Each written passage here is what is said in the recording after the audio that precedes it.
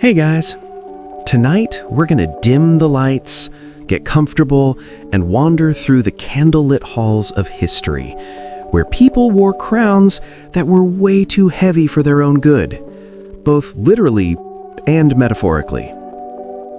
So if you're lying in bed, maybe wrapped in a blanket burrito, don't worry. This isn't going to be one of those adrenaline-fueled documentaries with battle reenactments and shouting narrators. Nope, we're gliding through something much gentler, much sleepier. The kind of history that unfolds slowly, like a long sigh from a very tired king who probably married his cousin for the third time. Our theme tonight is fear. Not horror movie fear, of course, more like that slow, creeping dread that clung to royal courts for centuries. Because, believe it or not, monarchs weren't exactly strutting around full of confidence. Most of them were deeply anxious people, trapped by tradition, suffocated by expectations, and, very often, paranoid about their own families. And honestly, can we blame them? When your uncle wants your throne, your wife is also your cousin, and your own doctor might accidentally kill you with leeches? Yeah, a real sense of fear makes total sense. So, let's float down into some of the darker corners of royal life.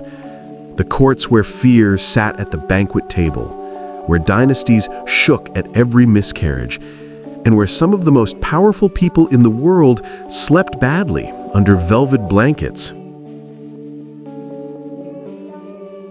The Hapsburgs. Fear in the family. Let's start with the Hapsburgs, because of course we do. They're basically the poster children of royal anxiety. Now, the Habsburgs had one core fear that followed them for centuries: the fear of extinction. Their entire family strategy boiled down to keep the bloodline pure, which sounds noble until you realize their version of pure meant marrying their cousins over and over again, like aggressively so. And this wasn't just a mild genetic quirk. We're talking jawlines that looked like someone tried to sculpt a face out of dough and then gave up halfway through. The infamous Hapsburg jaw is basically what happens when you marry your niece because your family motto is better too close than too far. But behind the odd portraits, there was a real sense of dread, because every monarch knew the line could die out with them. One bad illness, one infertile marriage, and centuries of empire building could collapse like a badly stacked Jenga tower. Take Charles II of Spain. He was nicknamed El Hechizado, the Bewitched, which honestly is just medieval code for this poor man is not doing well. Charles was the end product of about 200 years of strategic inbreeding.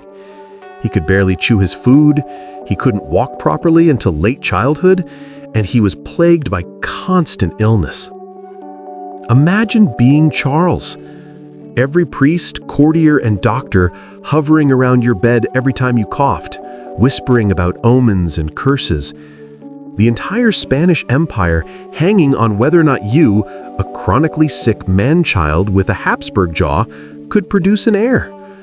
Spoiler, he couldn't, which only made the fear worse. His marriages were basically fertility stress tests, and every time they failed, Spain's collective anxiety dialed up another notch. And that's the thing, fear was hereditary here, just like the jawline. It passed down through the generations, from one anxious Habsburg to another, until the line collapsed under its own weight. But let's leave Spain for a moment and tiptoe over to France, because the French court was basically a fear factory. Picture Versailles in the 17th century.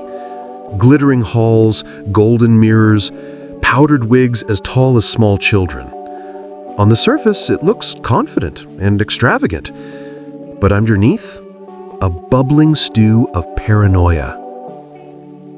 Louis XIV, the Sun King, ran his court like a stage play, where he was both director and star.